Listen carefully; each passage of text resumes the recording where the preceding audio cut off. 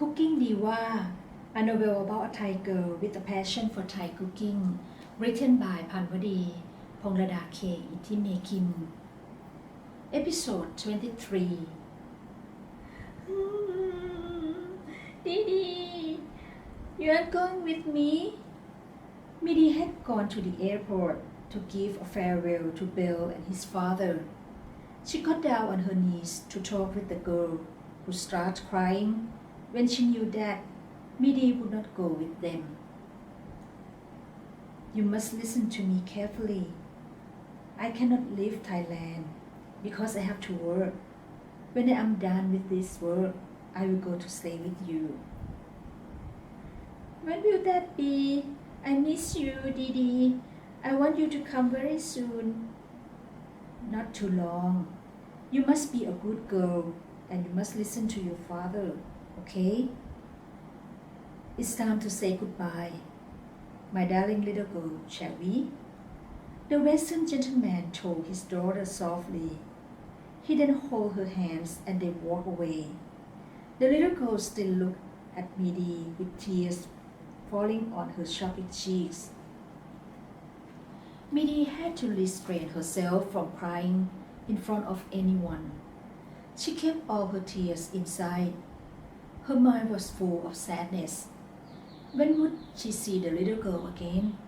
She hoped that it would not be too long. Time went by so quickly. Midi came back to work at the restaurant. She also had the duty of looking after grandmother and staying with her every night. The relationship between the boss and her had not improved. He kept distance and dealt with her through Ittimakin. Summertime came and the restaurant had prepared to offer Thai summer favorite promotion, Khao Share Festival. Grandmother had previously taught Midi and other girls how to make khao share. Khao share, dry cooked rice soaked in cold, aromatically smoked water, eaten with condiments, has been a summer refreshing food for Thai people since the old days. It takes a lot of time and patience to make. Condiments served with khao share are garlic paste ball, small bell pepper wrapped in egg net, sweet sliced turnip, and sweet ground fish. The condiments are complemented with carved fresh mangoes, red chilies, and galangal.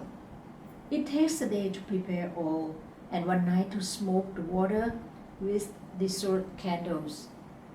Khao share was served in the restaurant in April. For 1 month only. Customers really enjoyed the seasonal offering, but Namprik Parasak was still popular. During Songkran festival, the Thai traditional New Year, many Thai people visit parents or old relatives to celebrate the occasion.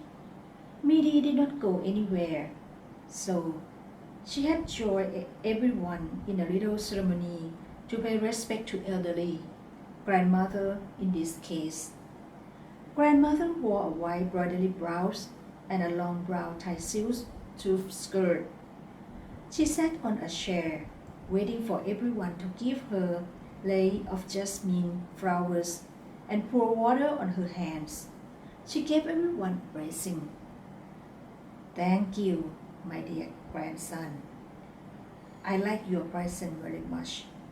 I will have it made a blouse to wear to the temple. Grandmother was happy to receive purple broidery cloth from her grandson as a Thai New Year's present. Duchan handed a present to grandmother. It was brown shawl. Thanks. I must use this shawl. Midi gave a present to grandmother too. The old lady unwrapped the present and said with a smile, "You also have something for me." "Yes, Mom sent me a piece of Thai silk just for you." Purple. I like it. I will wear it with the purple broidery blouse. Yes. Grandmother was happy to be among people who loved her and gave her their loyalty. After Songkran festival, an old gentleman and a lady came to the restaurant. A waitress in Thai uniform had welcomed them with smiles. They had ordered several Thai dishes and khao chai. When they had finished the lunch, they called the waitress, who made namprik parasa. Sue was pale. She thought that the old gentleman did not enjoy the dish. Did it taste bad? Or was it dirty? We will be glad to return your money if you are not pleased. Not at all. All dishes from Grandmother Yisun's kitchen are delicious. But namprik parasa really tastes different. I want to meet the chef. Do you think so? The old gentleman in white suit turned to ask the lady who sat beside him. Yes, sir. I want to meet the chef. Yes, sir. So I hurried to the kitchen. She told me that someone wanted to meet her. Somebody wants to meet you. Midi turned pale. Go. Just give him your apology if he gives you bad comments. Jamnien said with a low voice. Yes, auntie. Midi tucked her hair inside the chef cap and arranged her uniform before going out to see the customer. She stood there in front of the old gentleman like a prisoner waiting for a verdict. Are you the chef? Wow, you look like a beauty pageant, not a chef. The old gentleman smiled with kindness in his eyes. I wanted to meet the chef who made namprik parasa because it is very clean, smells great, and tastes very delicious. You are a good chef.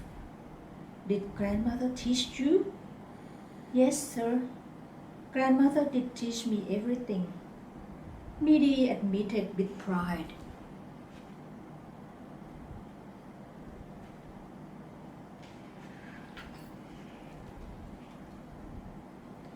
Do not forget what I say. An ordinary chef is someone who is good by practicing, but a great chef is someone who possesses the gift of cooking.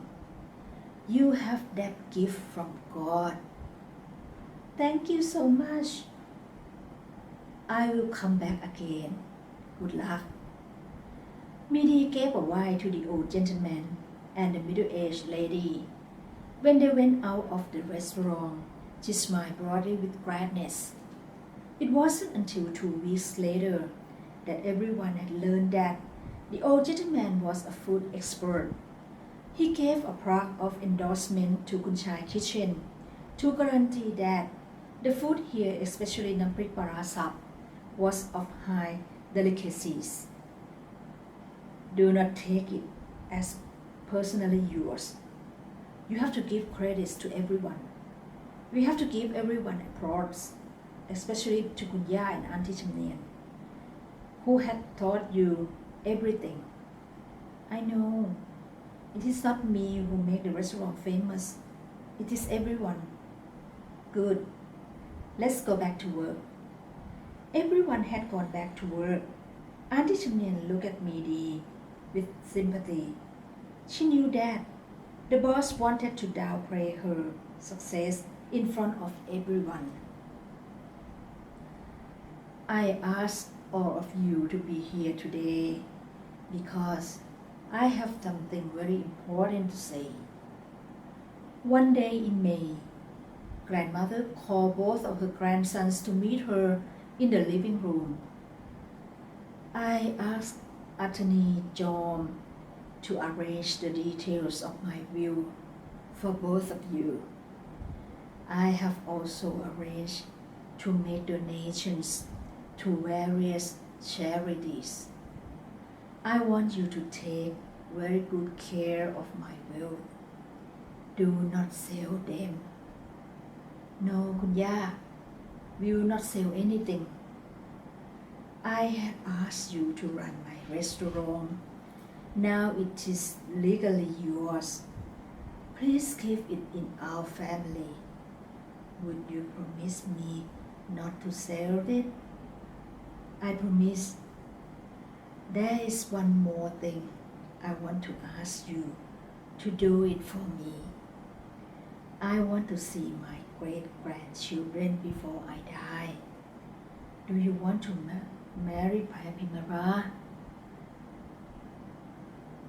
She is like my sister. I do not love her as a man loves a woman. I cannot marry her. Are you sure? Then who is that girl you love? Do tell me. I will arrange the marriage for you. Everyone looked at Chad with puzzle. He said softly. His face was so tense. I am not ready. Grandmother turned to the Nuton and asked, And you? Do you want me to arrange a wedding for you?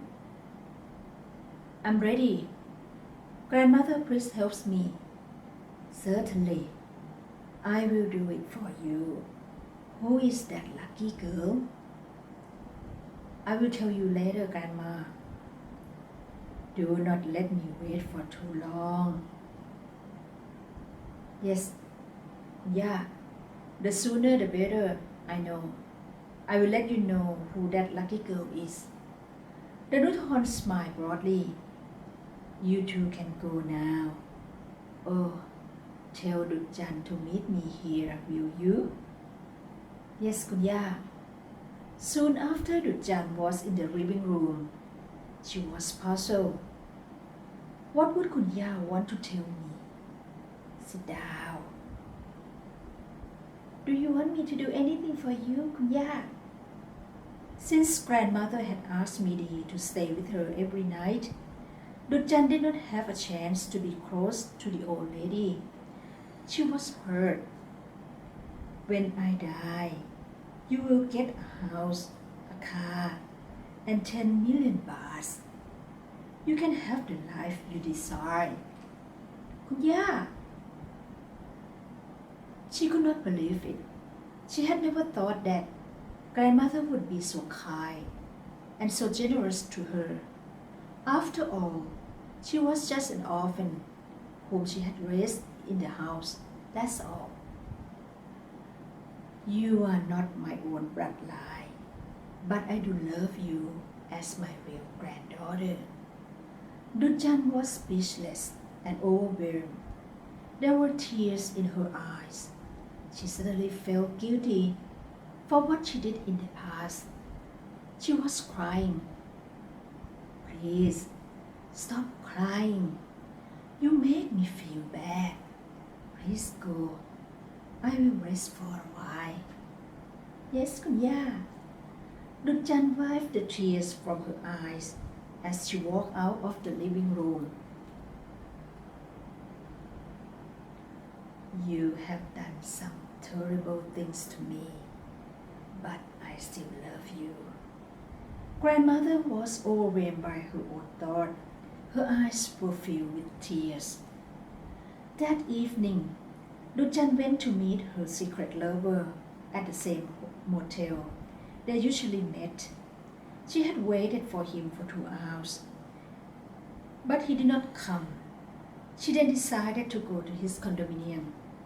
She went to his room on the 8th floor. She knocked at the front door and waited. Knock, knock, knock.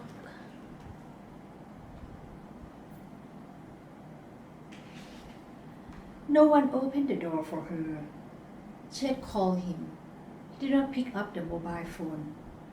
She had waited for another 5 minutes and decided to leave. Suddenly, the front door was open. A young girl in red dress poked her face out to see her. Who are you? I want to meet คุณเจ้านาย Is he here? I'm his wife. You can tell me what you want. Dujan was shocked. She felt numb. She could not believe what the girl had just said to her until she heard เจ้านาย call from inside. Who? She told me she is your friend. Do you want to meet her, hubby? I'm busy. Tell her to come back next time. You can go now. He's busy. The girl closed the front door. Dujan was severely hurt as she ran away from the place. It rained so heavily. She took a taxi and cried all the way back home.